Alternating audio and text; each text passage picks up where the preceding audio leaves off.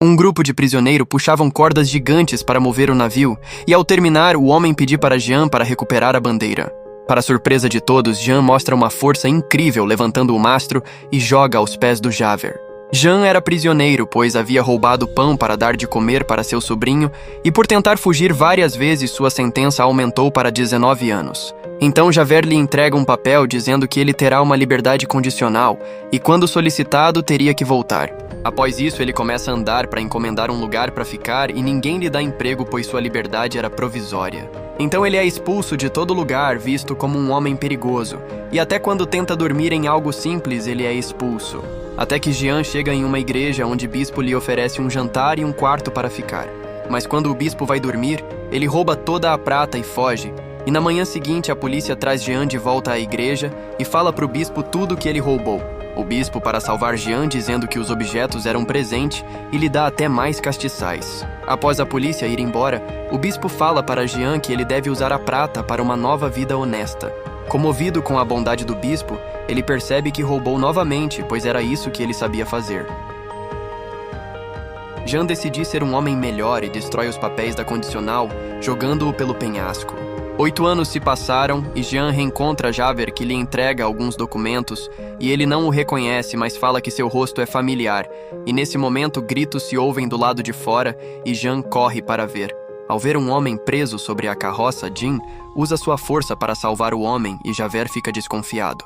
Então ele lembra do prisioneiro que libertou há 8 anos, que quebrou a condicional e desapareceu. Sem provas, ele guarda suas suspeitas.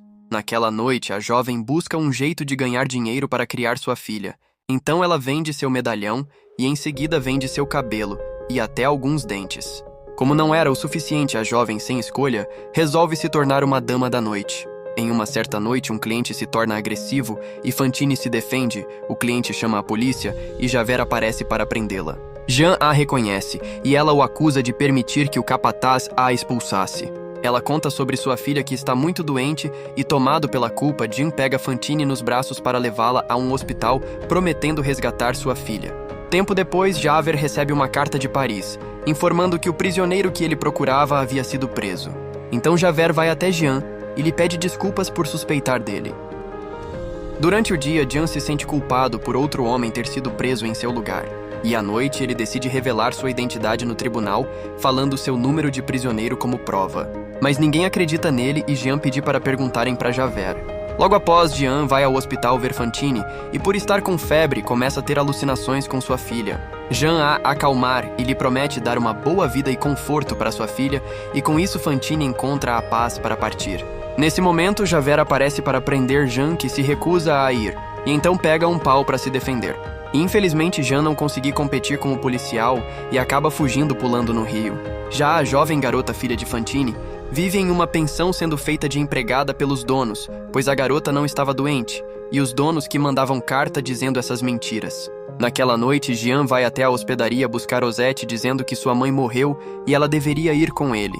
Os donos da pensão pedem para a garota ficar fingindo que a ama como uma filha e gastaram muito dinheiro com ela. Jean decide pagar a dívida e ainda dá um dinheiro extra para que eles permitem que a menina vá embora. Durante a viagem, a carruagem de Jean é parada no portão da cidade por vários policiais e os dois fogem imediatamente enquanto Javert os persegue pelas ruas. Jean encontra uma corda e a usa para subir e eles se escondem até Javert desistir. Então Jean entra em uma igreja onde são vistos por um homem e quando pensa que tudo havia acabado, o homem era quem Jean salvou da carroça, então o homem decide ajudá-los para encontrar um lugar seguro. 9 anos se passaram, a pobreza aumentava rapidamente e jovens estudantes formam um grupo chamado Amigos do ABC e já planejavam uma revolução contra a monarquia. Um desses revolucionários é Marius, que vem de uma boa família, mas agora é considerado uma vergonha, e vive em um quarto simples alugado. Em uma tarde, ele vê Jean e Rosette ajudando os pobres e sente que foi amor à primeira vista. Os Ternades, que agora vivem nas ruas, também os vê e reconhece Jean. E querendo mais dinheiro, eles cercam Jean, que tenta se defender. Vendo a confusão, Javert aparece para acabar com a briga, e enquanto Javert estava ocupado, Jean e Rosette aproveitam para fugir.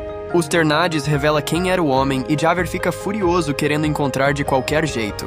Após os policiais irem embora, Marius pedia a Eponine que descubra o endereço de Rosette. Já à noite, Eponine aparece com o endereço de Rosette e Marius corre para vê-la. Enquanto isso, Rosette não para de pensar no homem bonito que viu antes, e ela sempre se sente sozinha, pois Jean nunca a deixou se socializar. Rosette pediu para Jean revelar o seu segredo e ele acaba se negando.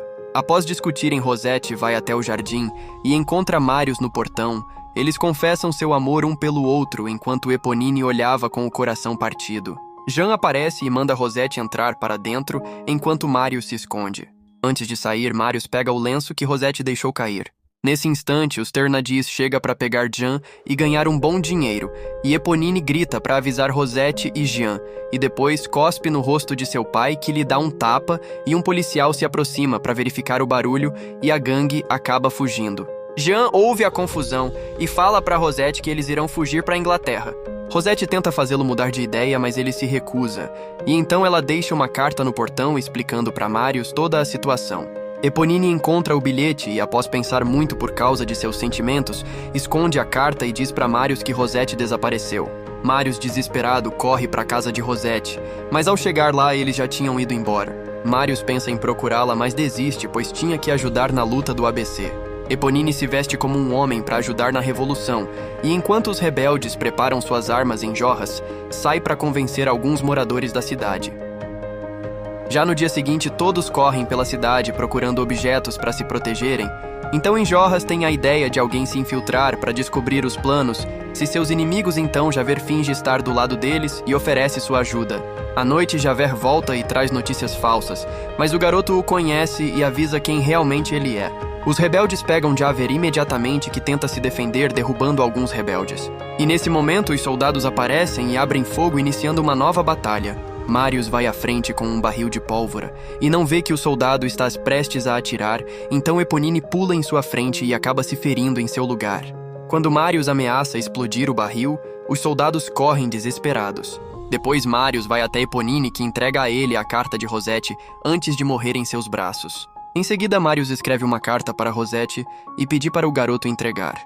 Jean recebe o garoto em sua porta e lê a carta, onde se emociona com os sentimentos do jovem, decidindo ir até a barricada para proteger o amado de Rosette. Jean se disfarça de soldado para não levantar suspeitas, mas os rebeldes pensam que ele é outro espião. Jean vê Javert amarrado em uma corda, o garoto aparece para defendê-lo, e nesse momento um soldado aparece no telhado e Jean grita para ajudar os rebeldes a derrubá-lo.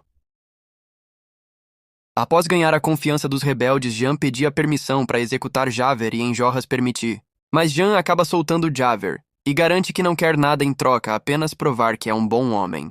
Javert foge enquanto Jean dá um disparo fingindo que o matou. Já no dia seguinte, Marius descobriu que a chuva estragou a pólvora e eles tinham pouca munições sobrando. Mesmo com pouca munição, eles se recusam a se render e tomam posição na barricada para se defender. O garoto animado pega as munições que sobrou, mas infelizmente é atingido pelos soldados. E Jean pega o garoto no colo e os rebeldes abrem fogo sedentos por vingança e uma nova batalha começa, mas os soldados agora tinham canhões ganhando vantagem de seus adversários. Os que sobreviveram tentam fugir, mas as pessoas se recusam a abrir as portas de suas casas. Marius é derrubado e Jean corre para ajudá-lo e tenta fugir pelos esgotos. Javert aparece e percebe que Jean não está entre os corpos, e logo escuta um barulho vindo do esgoto. Sem querer ser notado, Jean puxa Marius, mas acaba escorregando, e os dois caem em uma pilha de dejetos. Carregando Marius nos ombros, Jean atravessa os túneis até sair do esgoto, mas infelizmente lá estava Javert, esperando ele na saída. Jean pedia apenas 1 hora para levar Marius no hospital, prometendo se entregar, mas Javert ainda tem dúvida de seus próprios valores. Mesmo assim, Jean caminha com o corpo de Marius e Javert não o impede, e sem saber o que é certo e errado, Javert tira sua própria vida pulando no rio. Tempos depois, Marius acorda na casa de seu avô sem saber quem o salvou. Marius volta ao local da guerra para se lamentar, e lá encontra Rosette, que o consola e promete cuidar dele. Jean olha de longe e percebe que sua presença só trará problema,